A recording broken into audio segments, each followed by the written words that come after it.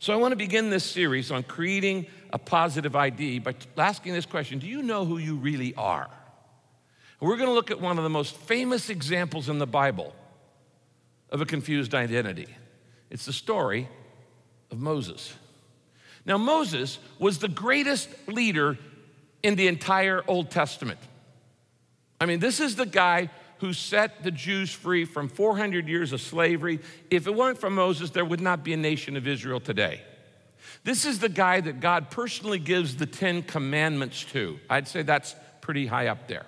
This is the guy who writes the first 5 books of the Bible: Genesis, Exodus, Leviticus, Numbers, Deuteronomy, all written by Moses. And none of that would have happened. History would have not changed if Moses hadn't figured out, who am I?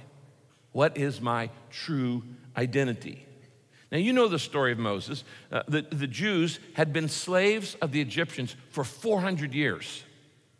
And over that 400 years, they multiplied so much that pretty soon Pharaoh got afraid that maybe the Jews are going to take over Egypt. So he made a decree that all the baby boys were to be killed. A genocide. A genocide.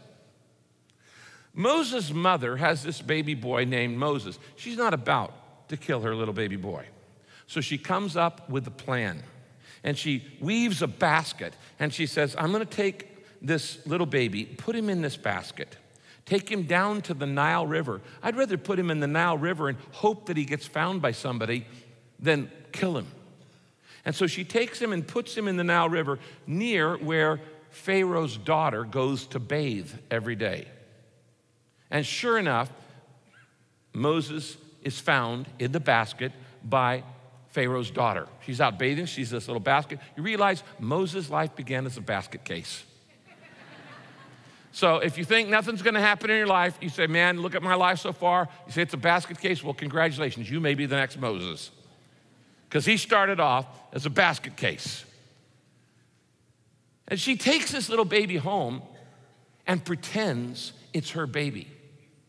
He's not an Egyptian baby, he's a Hebrew baby. But the Pharaoh's daughter says, I'm gonna take this baby home and pretend it's mine. So he's raised in the Egyptian royalty. Now, what this story is the story of a lost identity, confused identity, missing identity. It's the story of how Moses rediscovered who he really was, how it changed his life, and how it changed his destiny, and how it changed history.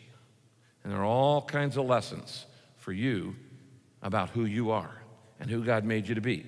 Now, the story is summarized in Hebrews chapter 11. I wrote it out there on your message notes, so let's look at it. Hebrews 11, verse 23 to 27 says this. By faith, Moses' parents hid him for 3 months after he was born, because there was this rule, you have to kill all the baby boys. By faith, Moses' parents hid him for 3 months after he was born because they saw he was no ordinary child, and they were not afraid of the king's edict. By faith, Moses, when he had grown up, refused to be known as the son of Pharaoh's daughter. He chose to be mistreated along with the people of God rather than enjoy the pleasures of sin for a short time. And he regarded disgrace for the sake of Christ as of greater value than the treasures of Egypt, because he was looking ahead to his reward. By faith, he, Moses, left Egypt, not fearing the king's anger, and he persevered because he saw him who is invisible. Now, in those few verses, we could literally spend about a month just on that one little paragraph.